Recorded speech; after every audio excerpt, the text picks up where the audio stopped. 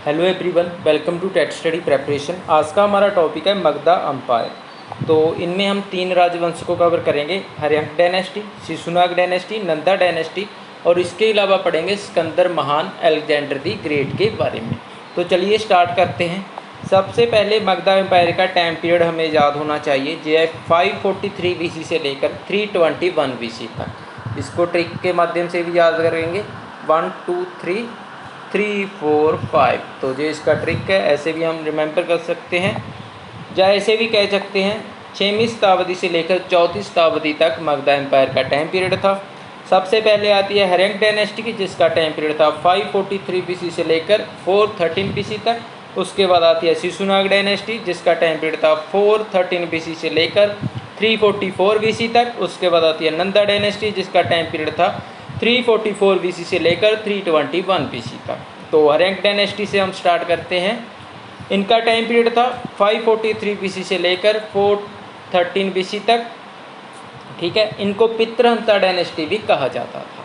क्यों कहते थे? क्योंकि इस डायनेस्टी के, इस राजवंश के जितने भी राजा हुए, वह सभी अपने पिता को मारकर राजगद्दी पे बैठे थे, इसलिए इनको पितृहंता डायनेस्टी भी कहा जाता है। पहले राजा हुए थे पितृहंता डायनेस्टी के, हर्यंक डायनेस्टी के, बिंबिसार। बिंबिसार और बिंदुसार में आपने कंफ्यूज नहीं होना। बिंदुसार चंद्रगुप्त मौर्य के बेटे थे और गुप्ता डायनेस्टी के सेकंड राजा थे। बिंबिसार हर्यंक डायनेस्टी के पहले राजा थे, जिनका टाइम पीरियड था 543 BC से लेकर 492 BC तक। ये कंटेम्प्रेरी थे महात्मा बुद्ध के, यानी कि समकालीन थे। जिस टाइम महात्मा बुद्ध थे उस टाइम ये मगधा के राजा थे और फॉलो करते थे बुद्धा को। बुद्धा के अनुयायी थे, बौद्ध धर्म के ये अनुयायी थे। ठीक है, इनको श्रेणिक के नाम से भी जाना जाता है। एग्जाम में अक्सर पूछा जाता है कौन से ऐसे राजा हैं जिनको श्रेणिक के नाम से भी जाना जाता है, तो उसका राइट आंसर होगा बिंबिसार। कैपिटल इनकी थी राजगृह और इन्होंने अपने राज्य का विस्तार किया था वैवाहिक संबंधों से। इनके पुत्र थे अजातशत्रु, जिन्होंने बिंबिसार को मारकर राजगद्दी हथिया ली थी, और सेकंड राजा बने थे अजातशत्रु। ठीक है, महात्मा बुद्ध ने महापरिनिर्वाण अजातशत्रु के राज के दौरान ही प्राप्त किया था। ठीक है, तो कैपिटल थी अजातशत्रु की राजगृह। इन्होंने पाटलिपुत्र नाम का एक शहर भी बसाया था। ठीक है, और उसके अलावा इन्होंने पहली बुद्धिस्ट काउंसिल करवाई थी। कब करवाई थी? 483 BC में राजगृह में करवाई थी, जिसके चेयरमैन थे महाकश्यप। इस बुद्धिस्ट काउंसिल में क्या हुआ था? विनय और सुता पिटक को अपनाया गया था। डिटेल में अगर बौद्ध धर्म के बारे में आप पढ़ना चाहते हैं, महात्मा बुद्ध के बारे में पढ़ना चाहते हैं, तो मैंने एक वीडियो बना रखी है, जिसका लिंक मैं डिस्क्रिप्शन में दे दूँगा, वहाँ से आप वह वीडियो को देख सकते हैं।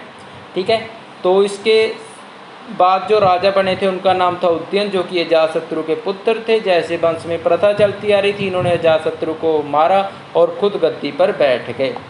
ठीक है, उसके बाद राजा बने अजातशत्रु के बाद उदयन। उदयन ने क्या किया था? इन्होंने कैपिटल पहले थी राजगृह, राजगृह से शिफ्ट करके कर दी कैपिटल पाटलिपुत्र में। ठीक है, पाटलिपुत्र को मैंने आपको बताया था किसने बनाया था? अजातशत्रु ने। कैपिटल किसने बनाया पाटलिपुत्र को? उदयन ने। ठीक है, इसमें कन्फ्यूज़ नहीं होना। पाटलिपुत्र कहाँ पे पड़ता है? ये पड़ता है जी पटना में। पटना को किसने बनाया? पटना को बनाया शेरशाह सूरी ने। जब शेरशाह सूरी के बारे में पढ़ेंगे तो डिटेल में इसे भी कवर कर लेंगे। ठीक है, तो उदयन थे जो वह जैन धर्म को फॉलो करते थे। पहले 2 राजा बौद्ध धर्म को फॉलो करते थे, लेकिन उदयन जैन धर्म को फॉलो करते थे। उदयन के बाद कुछ राजा है, वह इतने इम्पोर्टेंट नहीं है। लास्ट राजा देख लेते हैं। नागदत्सक लास्ट राजा हुए थे। अंतिम राजा हुए थे हर्यंक राजवंश के। उनको नागदत्सक को इनके एक मिनिस्टर थे शिशुनाग, उन्होंने मार दिया था और खुद गद्दी पर बैठ गए थे और शिशुनाग डायनेस्टी की शुरुआत की थी। तो शिशुनाग राजवंश का टाइम पीरियड है 413 BC से लेकर 344 BC तक। इनके फाउंडर हैं शिशुनाग। तो शिशुनाग ने स्थापना की थी नागदत्सक को मारकर शिशुनाग डायनेस्टी की। सेकंड राजा इनके इंपॉर्टेंट हैं, जिनका नेम है काला अशोक। ठीक है, ये पूछा जाता है कौन सी डायनेस्टी से ये बिलोंग करते थे? शिशुनाग डायनेस्टी से बिलोंग करते थे। इन्होंने सेकंड बुद्धिस्ट काउंसिल करवाई थी। कहाँ पे करवाई थी? वैशाली में करवाई थी। कब करवाई थी? 383 BC में करवाई थी। चेयरमैन कौन थे? सब्बाकम्मी थे। ठीक है, डिटेल में आपको लिंक मिल जाएगा डिस्क्रिप्शन में, वहाँ से देख लेते हैं। बौद्ध धर्म का 2 भागों में विभाजन हुआ था, कौन सा था वह आप वीडियो में देखिएगा। ठीक है। उसके बाद आती है नंदा डायनेस्टी, जिनका टाइम पीरियड है 344 बीसी से लेकर 323 बीसी तक। फाउंडर थे, संस्थापक थे नंदा डायनेस्टी के महापद्मानंद, जिनको सुत्तरकलेन से थे जे महापद्मानंद थे जो। तो वर्ण सिस्टम के बारे में हमें कहाँ से पता चलता है? पुरुष सुक्ता में, पुरुष सुक्ता से हमें पता चलता है, 10th मंडल से हमें पता चलता है वर्ण सिस्टम के बारे में। सेकंड राजा हुए धनानंद। अलेक्जेंडर दी ग्रेट जब सिकंदर महान भारत में आए थे, उस टाइम मगधा के राजा कौन थे? धनानंद उस टाइम राजा थे, जिससे डरकर इनकी सेना वापस चली गई थी। भी बहुत शक्तिशाली राजा है मगध में धनानंद, ठीक है। तो धनानंद को डिफीट किया था, हराया था, पराजित किया था चंद्रगुप्त मौर्य ने, और इनकी बेटी से शादी कर ली थी जिसका नेम था नंदिनी, ठीक है। अपने मेंटर चाणक्य की मदद से चंद्रगुप्त ने धनानंद को हराया था और मौर्य वंश की स्थापना की थी। मौर्य वंश को हम आने वाली वीडियो में पढ़ेंगे, ठीक है। उसके बाद आते हैं अलेक्जेंडर दी ग्रेट, सिकंदर महान। इनके पिता का क्या नाम था? फिलिप इनके पिता का नाम था। कहाँ के राजा थे जे? मैसेडोनिया, ग्रीक के राजा थे, ठीक है। भारत में कब आए?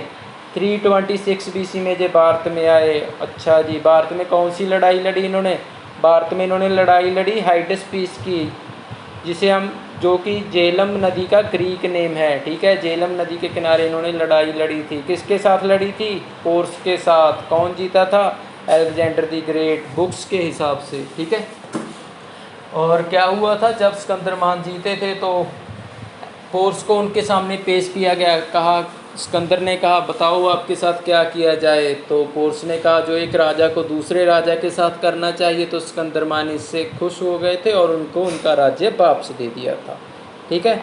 उसके बाद आता है अलेक्जेंडर की मौत कब हुई थी? सिकंदर महान की मृत्यु हुई थी 323 बीसी में। कहाँ पे हुई थी? बेबीलोन में इनकी मृत्यु हो गई थी। कैसे हुई थी?